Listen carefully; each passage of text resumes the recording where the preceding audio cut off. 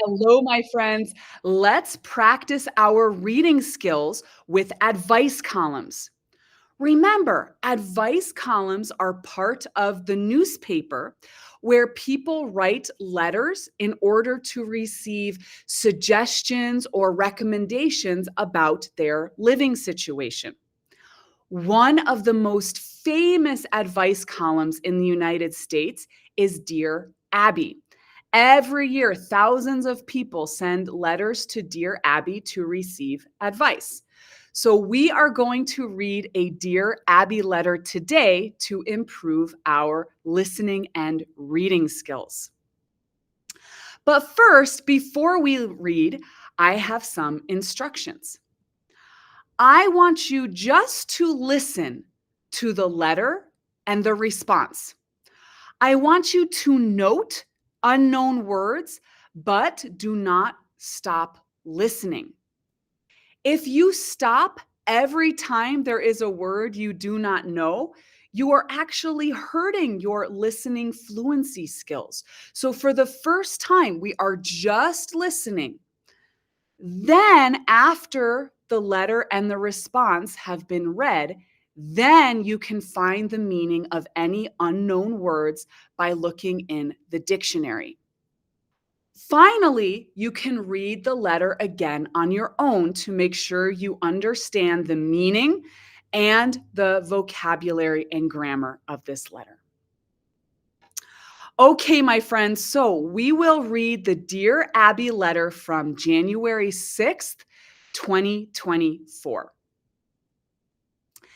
Dear Abby, my husband and I have been married for 2 years. We rushed into marriage, unfortunately, before getting to know each other very well. Whenever we have a disagreement, he gives me the silent treatment for days. Sometimes it lasts weeks. He won't eat anything I cook or help around the house. If I'm in one room, he will lock himself up in another one. He sleeps on the couch or on a pull-out mattress. Eventually, he will end it by returning to our bed and trying to initiate intimacy.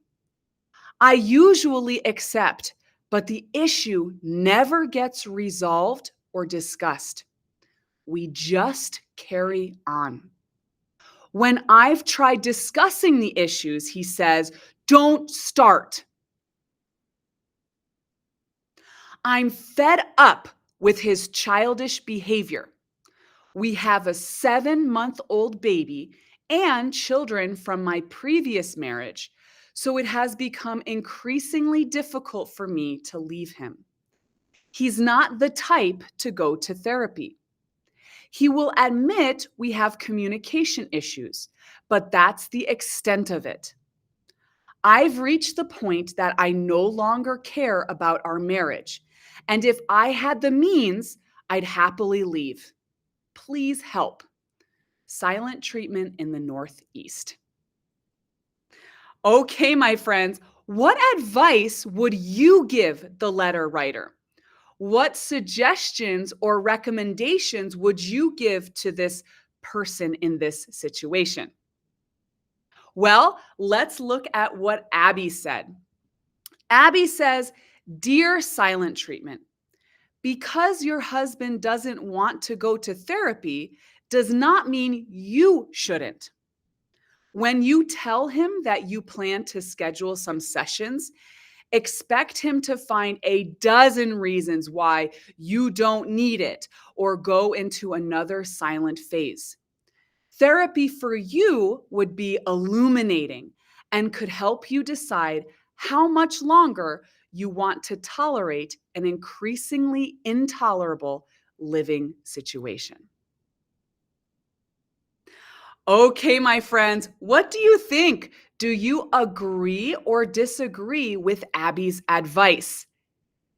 What you just heard was her advice. So, what do you think? Is it similar or different from your advice to the letter writer? Okay, my friends, let me know if you have any questions. And remember, practice, practice, and never give up.